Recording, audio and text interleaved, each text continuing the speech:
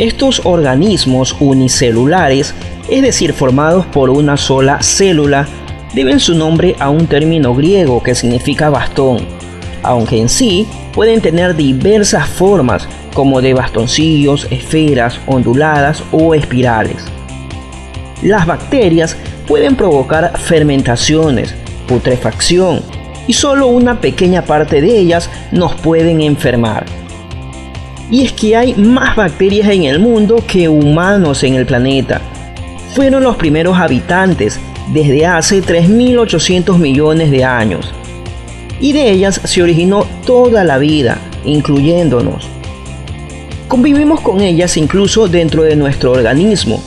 Están desde el aire que respiramos hasta el suelo en que caminamos. Son organismos simples, pero expertos en adaptación y supervivencia. Los podemos encontrar incluso en ambientes extremos.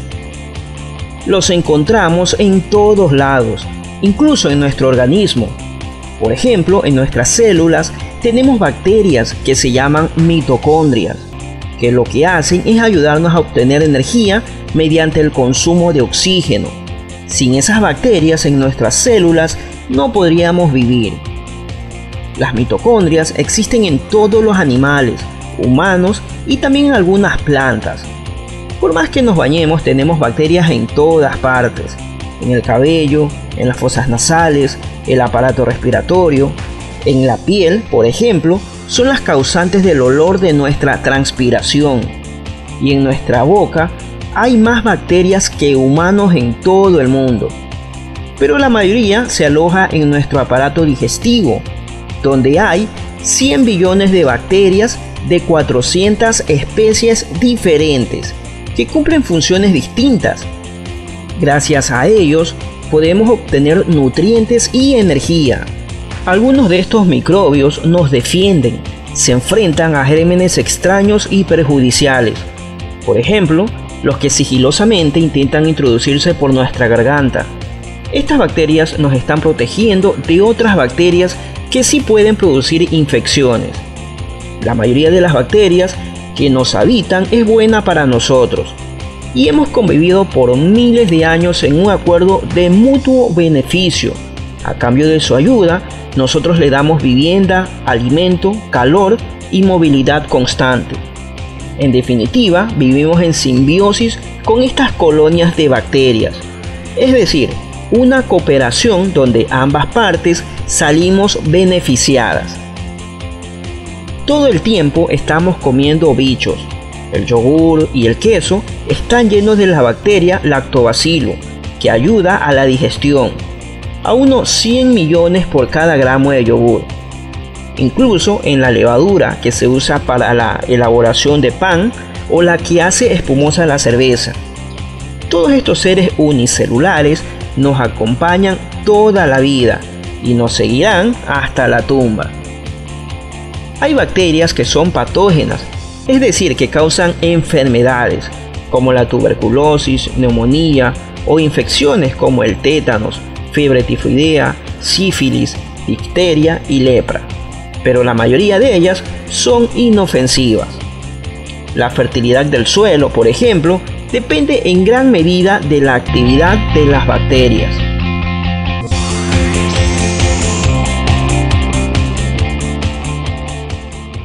Un microbio es, en rigor, cualquier forma de vida microscópica.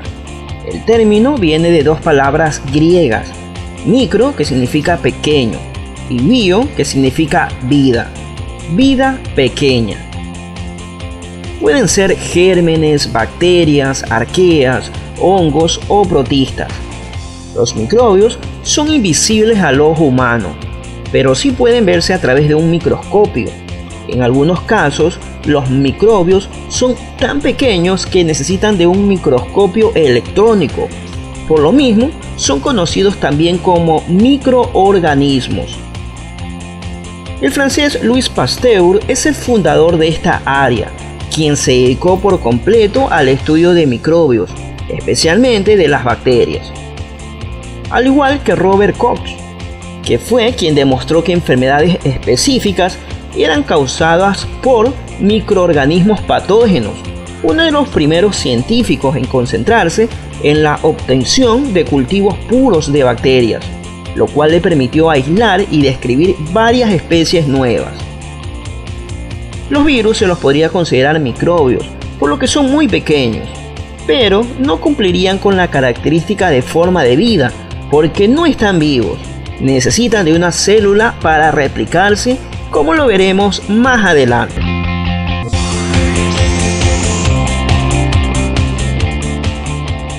El término germen proviene de las raíces latinas, específicamente de la palabra germen o germinis, que quiere decir retoño, germen o vástago, compuesta por la raíz gen, que significa dar a luz o concebir.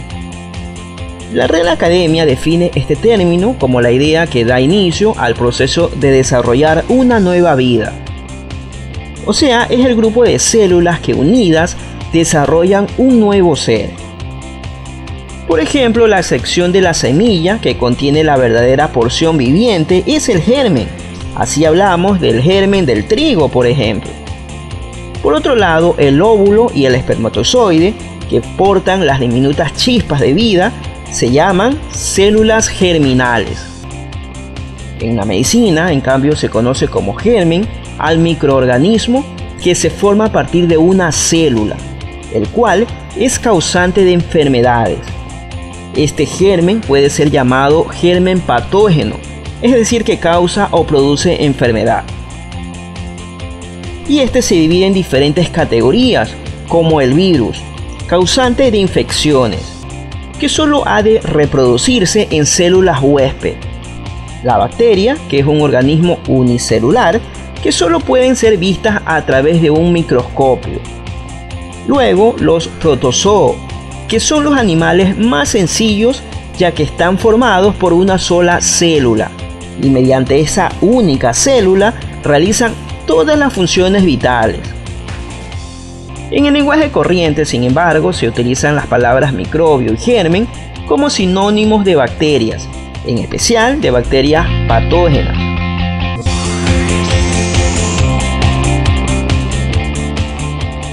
La palabra virus viene del latín y significa veneno o toxina. Esta etimología viene de los tiempos en que los biólogos no sabían exactamente qué eran los virus, pero sí que ciertas preparaciones contenían algo que ocasionaba enfermedad. Los virus difieren de las bacterias y de todos los demás organismos en que no están compuestos de células. Son mucho más pequeños que las células y su tamaño viene a ser el de una gran molécula. Están formados por material genético, protegido o rodeado de un recubrimiento de proteína. En esto se parecen a los cromosomas de una célula, de modo que cabría casi considerarlos como cromosomas sueltos. Los virus, a diferencia de las bacterias, no son capaces de llevar una vida independiente. Solo se pueden multiplicar dentro de las células. Los cromosomas controlan la química de la célula. Es por eso que los virus, cuando se introducen en una célula y toman el control, por lo general son capaces de someter toda la química de la célula a sus propios fines y ponen toda la maquinaria celular al servicio de la formación de nuevos virus. La célula muere en el proceso al estallar y así se liberan más virus. Los virus no se los puede matar porque sencillamente no están vivos. Los virus son organismos que no tienen vida independiente y por eso necesitan introducirse en las células de los seres vivos. Usan a los humanos, las plantas y las bacterias para replicarse y muchas veces enferman a sus víctimas.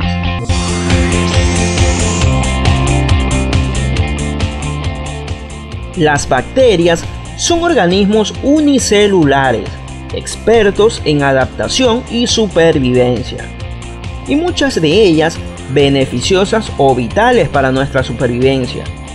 Solo unas pocas nos enferman. Los virus, a diferencia de las bacterias, no son capaces de llevar una vida independiente. Solo se pueden multiplicar dentro de las células. Todos ellos son parásitos. El daño que ocasionan pasa a veces inadvertido, pero en otros casos producen graves enfermedades. El término germen es aún más general, pues significa cualquier fragmento pequeño de vida, aunque sea parte de un organismo mayor. Son células reproductoras que dan origen a un animal o una planta. Microbio es cualquier forma de vida microscópica. Microbio y germen se utilizan como sinónimos de bacterias o virus que causan enfermedades. En fin, bacterias, eucariotas, protozoos, virus, todos son microorganismos o microbios porque necesitamos de un microscopio para poder apreciarlos. Y germen si este microorganismo nos enferma. Los dejo con esta frase. Estoy absolutamente convencido de que la ciencia y la paz triunfan sobre la ignorancia y la guerra, que las naciones se unirán a la larga no para destruir, sino para edificar, y que el futuro pertenece a aquellos que han hecho mucho por el bien de la humanidad. Louis Pasteur. Disfruten de la vida y hasta la próxima.